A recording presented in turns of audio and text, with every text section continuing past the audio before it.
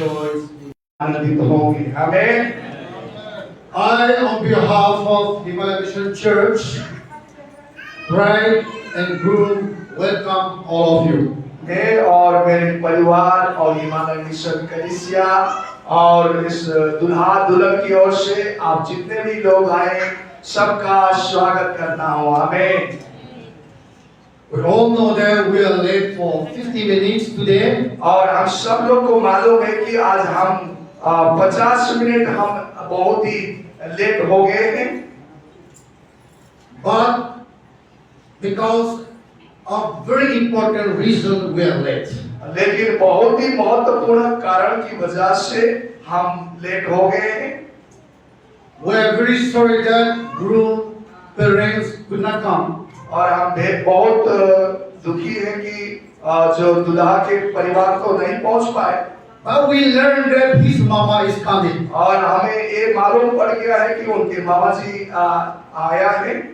So we give full respect to him and we are waiting for him. और therefore we late for 50 minutes. और पूरी आदर सम्मान के साथ हमने ये कार्यक्रम थोड़ी सी देर कर दिया क्योंकि उनका पहुंचना यहाँ पर थोड़ी देर हो गई, इसलिए हमने ये कार्यक्रम बहुत ही लेट कर दिया है। I humbly request groom, mama and family team are here. Please can you stand so that we can give a big applause to welcome you. और बड़ी में आदर और सम्मान के साथ में जैसा दुल्हा विकास जो उनके मामा और परिवार से प्रियजनों उनके रिश्तेदार में से कोई आप यहाँ पहुंचे हैं तो कृपया आप अपने पैरों पर खड़े हो जाएं ताकि हम आपको स्वागत करना चाहते हैं। कृपया जितने आप आए हैं आप उठ जाइए। हालेलुया। हम जोरदार ताली बजाकर परिवार को बड़ी आदर के साथ स्वागत करते हैं। Thank you for coming. God bless you. आपकी यहाँ आया बहुत बहुत आपको शुक्रगुजार है, आपका धन्यवाद करते हैं। खुदावन परमेश्वर ईश्वर आपको बहुत ही आशीष दे। Please take your seat. आप कृपया अपने जगह में बैठ जाइए। Let us come to holy matrimony service. आए हम पवित्र विवाह के रस्म की ओर, हम आगे सेवा की ओर आगे बढ़ेंगे। Today we are all here to honor bride and groom.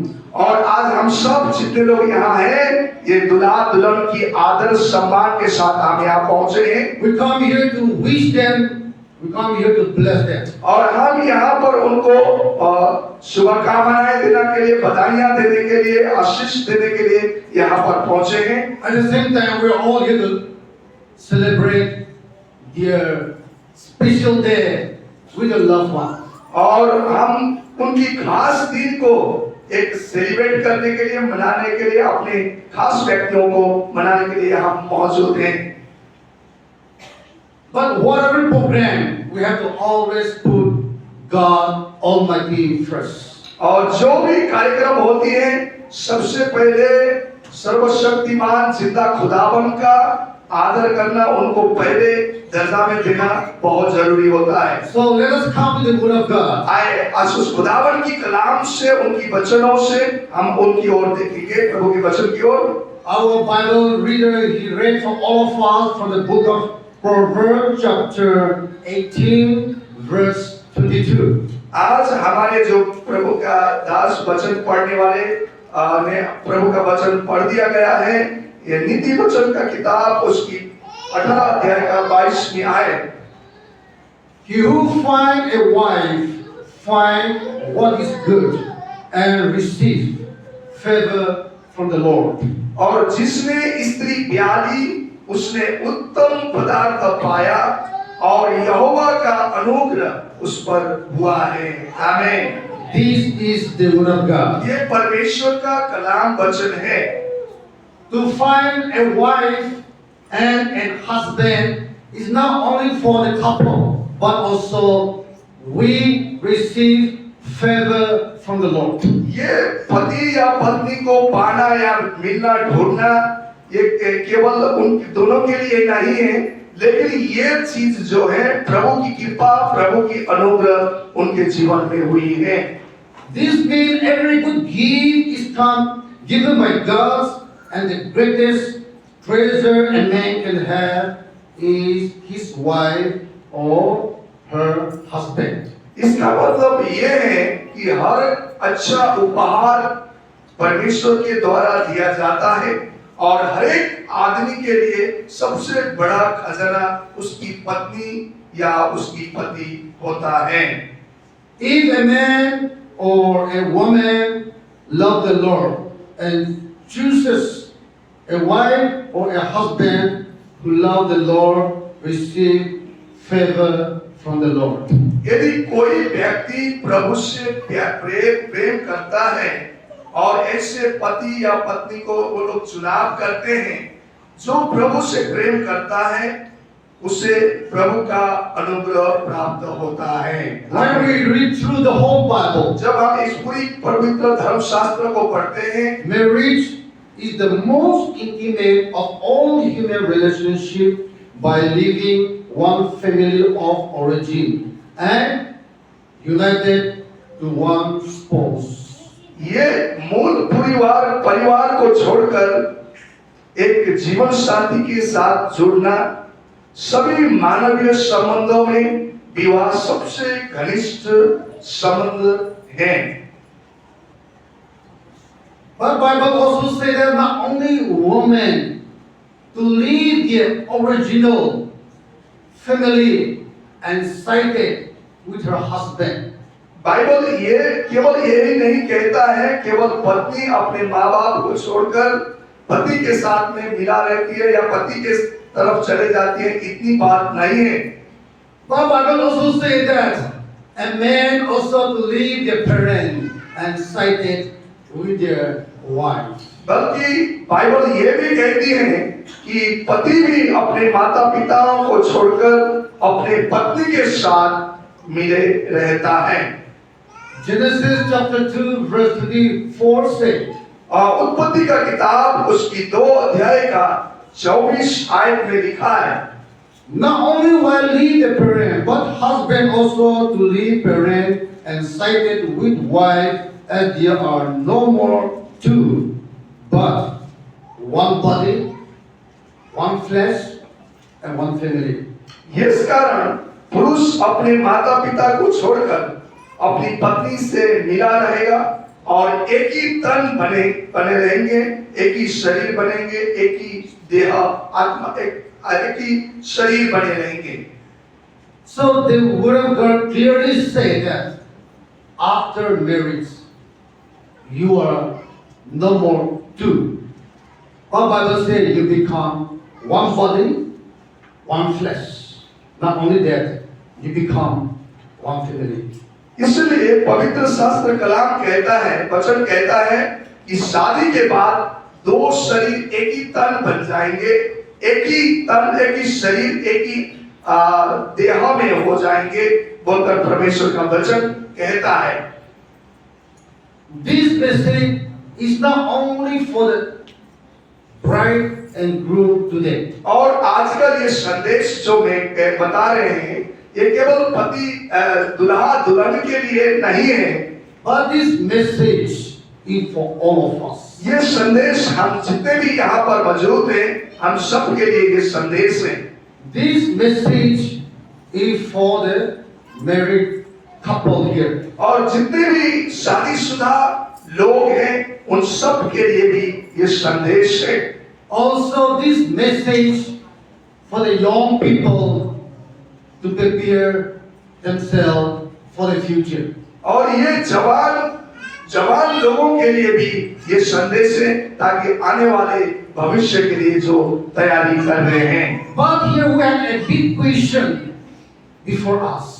लेकिन यहाँ पर एक बहुत बड़ी सवाल है हमारे आगे।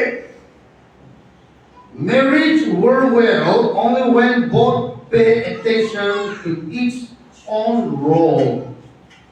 और विवाह तभी ही एक भलाई आशीषमय होगा जब दोनों दुल्हा दुल्हन अपने जिम्मेदारी पर ध्यान लगाते हैं। Let me repeat. मैं एक बार फिर दोबारा आपको बता देना चाहता हूँ, Marriage works well only when both pay attention to each own role or responsibilities. विवाह तभी सफल होता है जब दोनों अपनी अपनी जिम्मेदारी पर ध्यान लगाते हैं।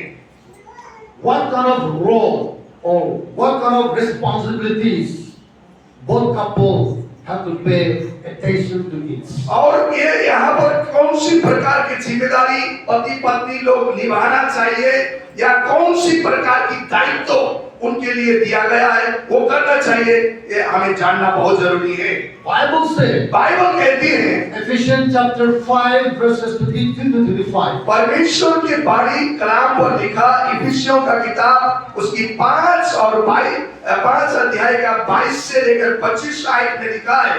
Let me make short.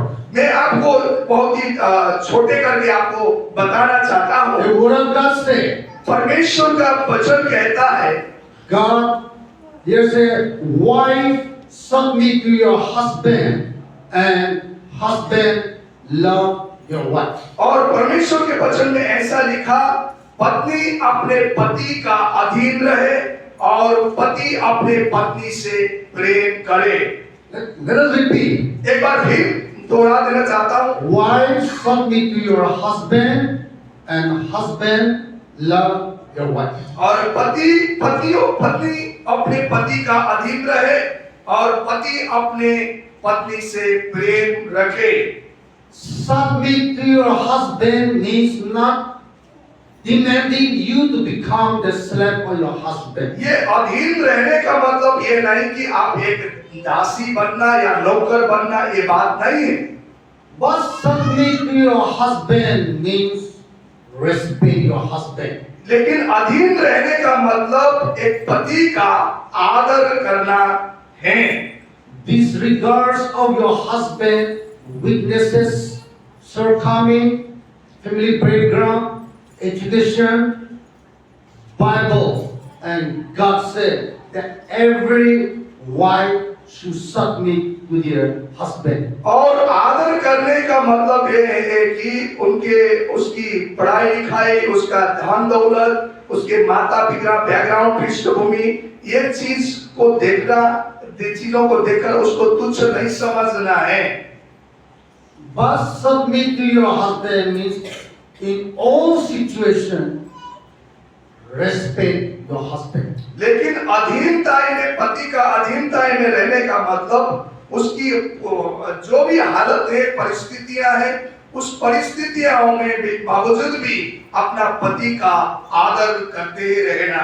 And the second part says husband to love the wife. और दूसरा जो उसका जिम्मेदारी है, अपने पति हमेशा अपने पत्नी से प्रेम करना, पत्नी के साथ बने रहना। To love your wife means not only by words say I love you, I love you, I love you, I love you. It's not saying that. पत्नी से प्रेम करने का मतलब ये नहीं कि I love you, I love you, I love you मतलब बोलते रहना, ये बात नहीं है। मैं तुमसे प्यार करता हूँ, ये केवल बात नहीं है। But to love your wife means selfless love. पत्नी से प्यार करने का मतलब स्वार्थहीन, बिना स्वार्थ का प्रेम करना, Sacrificial love.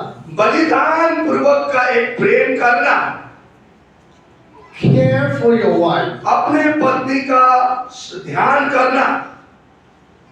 The biggest point is to honor your wife. और सबसे बड़ी बात यह है कि पत्नी का आदर करना। Learn how to appreciate her preparation. और जो पत्नी तैयार करती है, भोजन बनाती है, उनकी जैसे भी हो, उनकी प्रशंसा करना, उनकी सराहना बहुत जरूरी होती है। Appreciate your wife dressing, appearance, and smiling face are all part of love. ये जो भी उनकी वो कपड़े कैसे पहनती हैं या कुछ जो भी प्रकार की सुंदरता है उनके जीवन में है, उन चीजों की प्रशंसा करना, सराहना, ये सब प्रकार के प्रेम में आ जाती है। Therefore, if you want to be a success marriage life, यदि आपको एक सफलता भरी एक विवाह का जिंदगी, एक वैवाहिक जिंदगी जीने चाहते हैं, you have to know your responsibility. और आपको अपना जिम्मेदार को पूरा करना बहुत जरूरी है। That is, wife submit to your husband, Yes. and husband love your wife. ये जो जिम्मेदारी ये है कि पत्नी जो है पति का अधीन में होना, और जो पति है पत्नी से प्रेम करना, ये दो चीजें जिम्मेदारी में ध्यान देना जरूरी है। The wise man said, एक बहुत बुद्धिमान व्यक्ति ने कहा है, marriages may be made in heaven, yet maintenance must be done on earth. और जो विवाहें हैं स्वर्ग में जो बनाया जा गया है, लेकिन इसका जो संभालना है इस धरती पर करना जरूरी है। Let me repeat, and this is beautiful word. और मैं दोहराना चाहता हूँ, ये बहुत ही सुंदर है। Marriages may be made in heaven, yet maintenance must be done on earth. विवाह भले ही स्वर्ग में बनाया गया हो, फिर भी संभालना इस पृथ्वी पर किया जाना चाहिए। In our marriage life, हमारे विवाह के जीवन में maintenance is must. इसको संभाल करना बहुत जरूरी होता है। Example, उदाहरण के लिए, I brought a new car. मैंने एक नया गाड़ी खरीदा, I have keep driving for 5 years, 10 years without any services. मैं उस नई कार को मैं लगातार चलाते रहूं, उसका कोई सर्विस ना करूं। After 5 years, 10 years, there will be a body sound. और 5-6 साल के बाद उस गाड़ी में आवाज आना शुरू करेगी।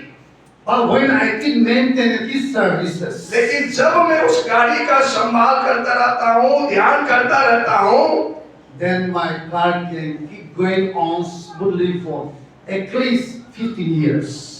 तब मेरी जो कार है लगभग 10 साल 15 साल आराम से चलते रहेगा। The same way with our marriage life. उसी प्रकार से एक शादीशुदा जिंदगी होता है।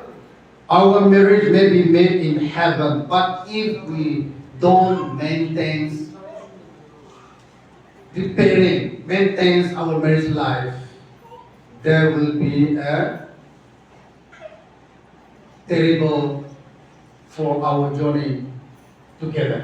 भले ही जो स्वर्ग में शादी रचा जाए, फिर भी संभालना बहुत जरूरी होता है। यदि हमने संभाला नहीं तो एक शादीशुदा जिंदगी बहुत ही भयानक भी हो सकता है। Finally, अंतिम में Matthew chapter 19 verse 6. मत्ती का किताब उसकी 19 अध्याय का 6 आयत में, When we read this verse, जब इन आयतों को हम पढ़ते हैं, we learn that marriage is for lifetime. हम यहाँ से हमें मालूम पड़ता है कि जो शादी है ये लाइफ टाइम के लिए है, ये जीवन भर का एक जोड़ी है। God created marriage to be permanent because you are no more two, क्योंकि but one flesh as long as you live. जो परमेश्वर ने शादी को एक परमानेंट के लिए, स्थायी रूप के लिए तय किया गया है, ये जो है एक क्योंकि एक दूसरे के लिए एक वायदा है, और ये केवल दो नहीं एक तन बन जाते हैं। God said, now you are no more two, but one flesh. परमेश्वर ने कहा कि अभी तुम दोनों नहीं हो, लेकिन एक ही देह बन गए हो, एक ही शरीर में तुम हो। One flesh for lifetime means this holy marriage is for lifelong. ये एक जो एक ही देह होने का मतलब ये है कि ये जो पवित्र जो शादी है ये स्थायी रूप के लिए हमेशा के लिए है। Let me ask you a question here. यहाँ पर मैं आप सबको सवाल पूछना चाहता हूँ। You have only one body here. आपके एक ही शरीर है, You have only one flesh here. आपको एक ही देह है, एक शरीर में आप हैं, Can you cut into two pieces? क्या आप दो जगह में आप इसको विभाजित कर सकते हैं? Impossible. असंभव है, Impossible. असंभव है। So God said here, इसलिए खुदावन ने यहाँ कहा है, you are no more two, but one flesh. इसलिए खुदा ने कहा कि आप यहाँ दो नहीं लेकिन एक, बल्कि एक ही तन बन गए हैं। That means holy matrimony is permanent for lifelong. मतलब जो पवित्र विवाह है जो ये स्थायी रूप से लंबे समय के लिए होती हैं। And last part said, अंतिम भाग में ये कहा गया, therefore let nothing separate you. इसलिए कोई भी तुम्हें अलग ना कर सके। Finally, a wise man said, अंतिम में एक बुद्धिजीवी व्यक्ति ने कहा है, marriage is commitment for the rest of your life, investment to one another. ये विवाह जो है जीवन भर के लिए है, एक दूसरे की वादा, एक दूसरे की समर्पण वादा के लिए दिए गए हैं। Marriage is commitment for the rest of your life, investment to one another. और ये विवाह एक समझौते का वादा है, ये एक दूसरे के लिए जीवन भर की एक इन्वेस्टमेंट है। Today onward, आज के दिन से groom is going to invite all his entire life to his bride. और आज के दिन से जो दुल्हा है अपनी पूरी जीवन भर अपनी पत्नी के साथ वो बने रहेगा।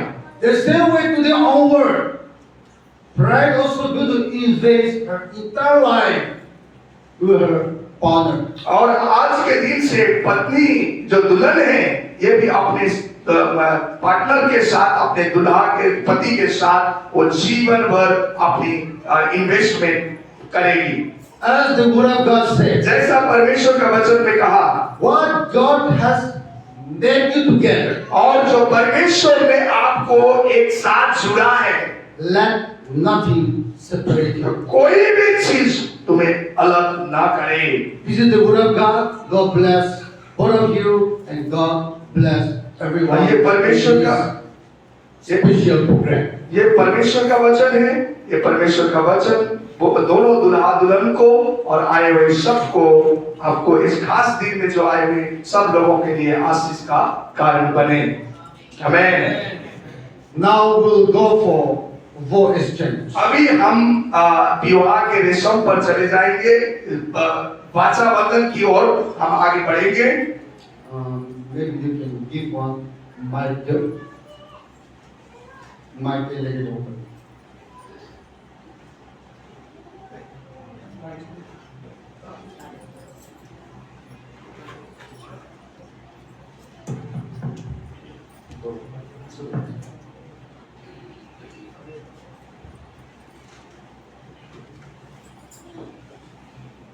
Please can you join your right hand together and stand with us. कृपया क्या आप अपना दाहिना हाथ जोड़कर हमारे साथ में खड़े हो सकते हैं? आप दोनों दाहिने हाथ जोड़े।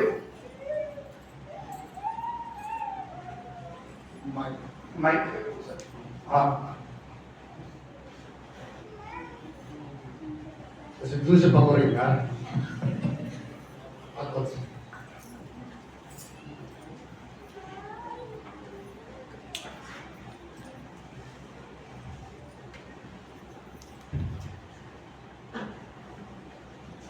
Let me ask group. मैं दुल्हा को पूछना चाहता हूँ, I, Vikas, take you, Easter, to be my wedded wife, as I do promise before God and these witnesses, to love and honor, in joy and in sorrow, in sickness and in health, in plenty and in poverty, to be your husband until God by that shall separate us. दूल्हा पादरी के पीछे पीछे बोलेंगे आप अपने तरफ से, ठीक है। मैं विकास एस्तर को अपनी वैवाहिक पत्नी मानता हूँ, पत्नी जैसे कि मैं परमेश्वर और इन गवाहों के सामने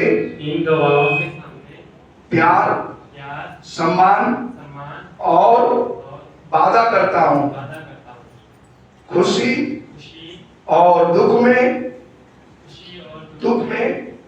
बीमारी और सुस्तता में, अभाव और परिशुद्धता में तब तक आपका पति रहूंगा जब तक कि परमेश्वर हमें अलग नहीं करते हैं। Amen. Thank you. Let me ask bride. Give my question. अभी मैं दुल्हन से ये बातें पूछना चाहता हूँ। I, Easter, take you because to be my wedded husband, as I do promise before God and these witnesses, to love and honor, in joy and in sorrow, in sickness and in health, in plenty and in poverty, to be your wife until God by death shall separate us. दुल्हन पादरी के पीछे पीछे बोले, मैं एस्तर विकास को अपनी वैवाहिक पति मानती हूँ, जैसा कि मैं परमेश्वर और इन गवाहों के सामने वाचा बांधती हूँ, प्यार और आदर करती हूँ, खुशी और दुख में, बीमारी और सुस्तता में, अभाव और प्रचुरता में तब तक आपका पत्नी रहूंगी जब तक कि परमेश्वर हमें अलग नहीं करते। आमीन आमीन। Do you have ring? क्या आपके पास में अंगूठियां हैं? Yeah, please bring here. आप लेके आए, जो अंगूठी ले रहे हैं वो भाई को बच्चे लेके आए।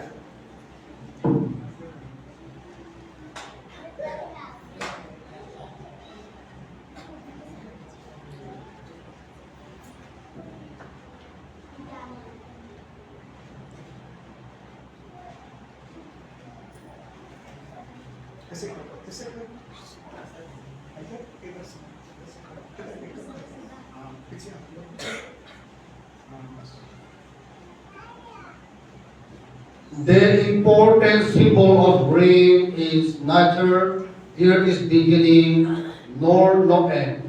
The same way, let your love be also no beginning, neither no end. अंगूठी का महत्वपूर्ण प्रतीक यह है कि इसका न तो कोई आरंभ है और न कोई अंत। उसी प्रकार तुम्हारा प्रेम भी न तो आदि और न ही अंत है। आमीन। Let me ask bride. मैं दुल्हन से पूछना चाहता हूँ, Easter, will you agree to accept this ring? क्या सिस्टर को पूछना चाहता हूँ, क्या आप ये अंगूठी स्वीकार करने के लिए मंजूर तैयार हैं? यस, आमीन।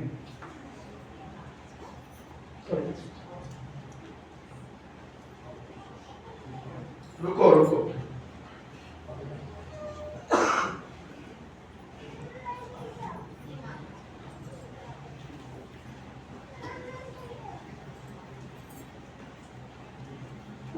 I, Vikas, give you this ring as a token of our constant faith and abiding love. In the name of the Father, the Son, and the Holy Spirit. विकास, आप मेरे पीछे बोलना है, ठीक है? मैं विकास मैं विकास तुम्हें ये अंगूठी तुम्हें ये अंगूठी पिता पिता पुत्र पुत्र और पवित्र आत्मा के नाम पर और पवित्र आत्मा के नाम पर हमारे निरंतर विश्वास और हमारे निरंतर विश्वास और स्थायी प्रेम के प्रतीक और स्थायी प्रेम के प्रतीक प्रेम के प्रतीक के रूप में पहनाता हूँ। पहनाता हूँ। आप पहनाओ। चलो डॉक्टर ताली बजाकर धन्यवाद करें। Praise the Lord। आपको तो नहीं कर सके। खत्म नहीं हुए। आपको तो लेकर ले सकते हैं।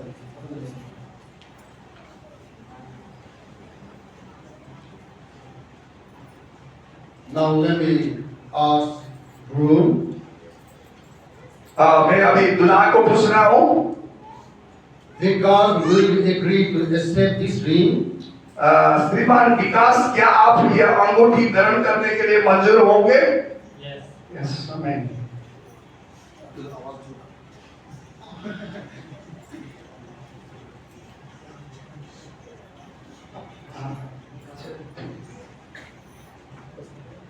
ऐसे रखना।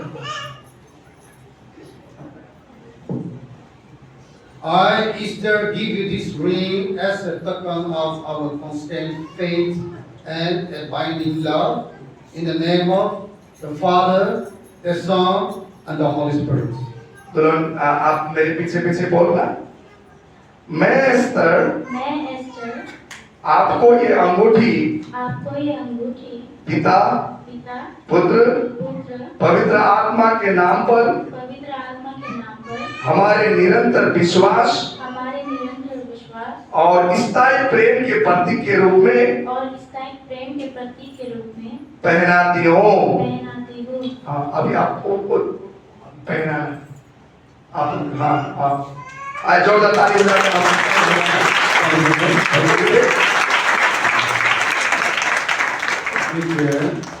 Or now we go for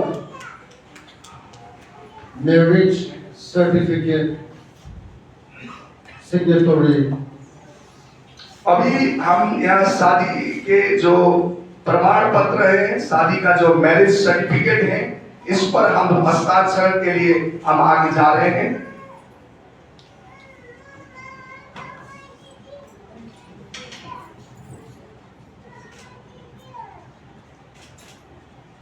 Okay, now I would like to request bride to come here and sign the marriage certificate. अभी दुल्हन को यहाँ आगे लेके जाएंगे और ये शादी का सर्टिफिकेट में वो हस्ताक्षर करेंगे। इधर से आप लोग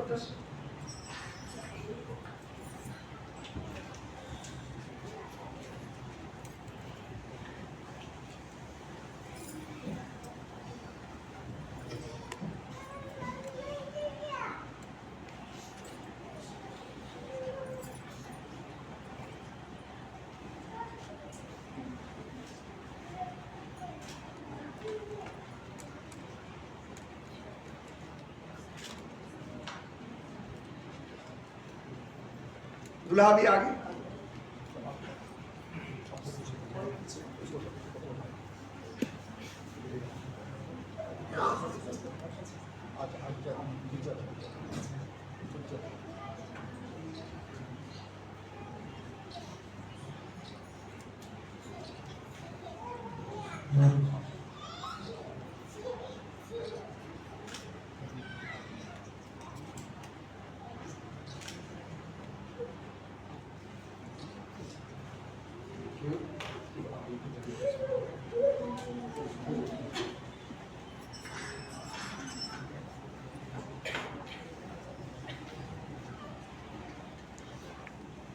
Deepak and Jonah, bride and groom witness. दीपक और जोना भी दुल्हन या दुल्हा की तरफ से आप लोग दोनों आगे आ जाए और यहाँ हस्ताक्षर करें सर्टिफिकेट।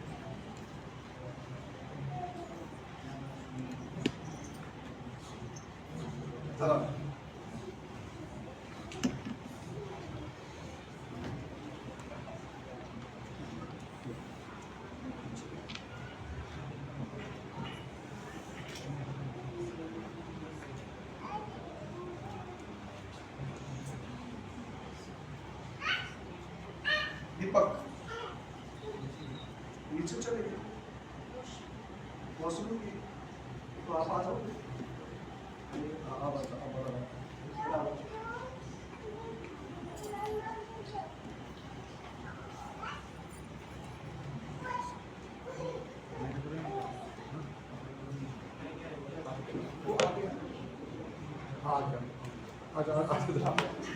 ठीक है आ जाओ वैसे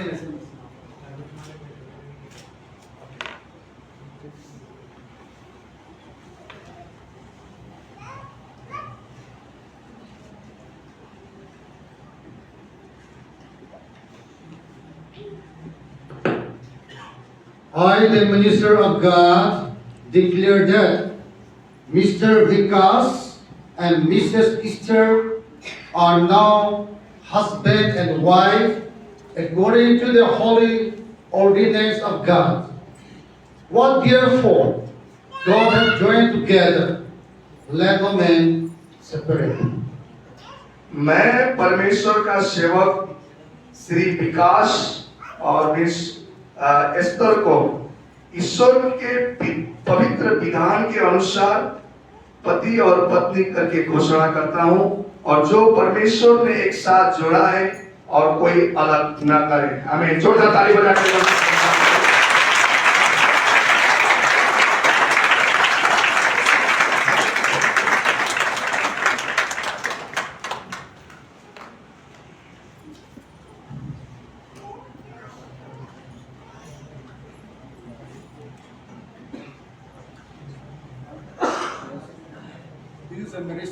एक बार फिर जोरदार ताली बजाइए।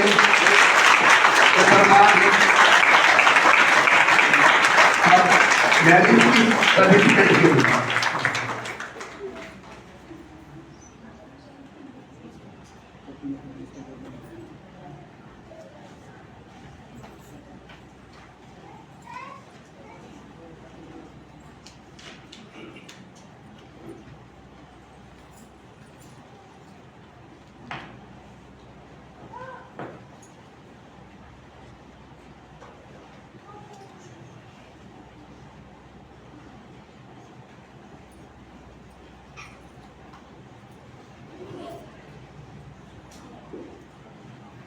Now we will have a priestly prayer.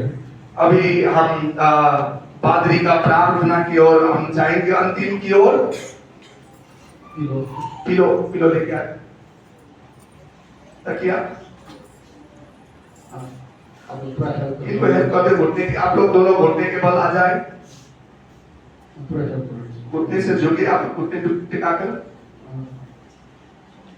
घुटने करना।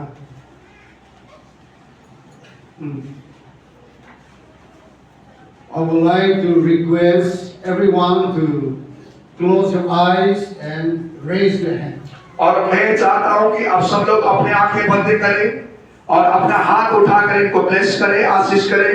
अपने हाथों को उठाएं, सब लोग अपने आंखों को बंद करें।